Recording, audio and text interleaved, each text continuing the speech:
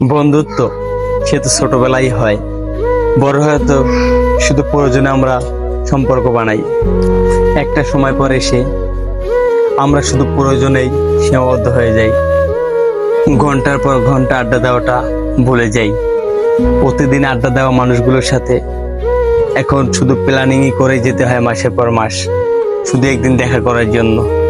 অথচ প্রতিদিন নতুন নতুন মানুষের সাথে পরিচয় হয়, সময়ও কাটানো হয়, কিন্তু সেটা বন্ধুত্বের নয়।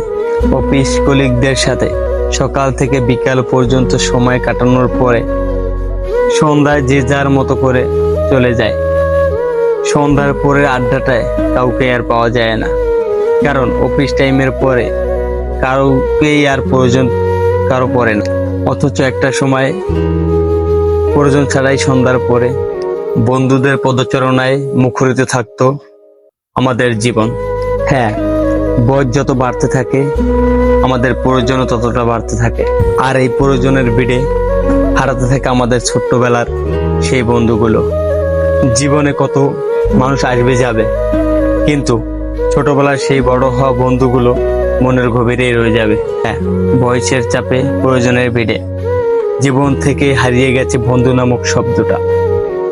তাই তো আমার মাঝে মাঝে চিৎকার করে বলতে ইচ্ছে করে, ছোট্টবেলার খেলার সাথী বন্ধু তোরা কই, তোদের ছাড়া একলা আমি কেমনে করে রই।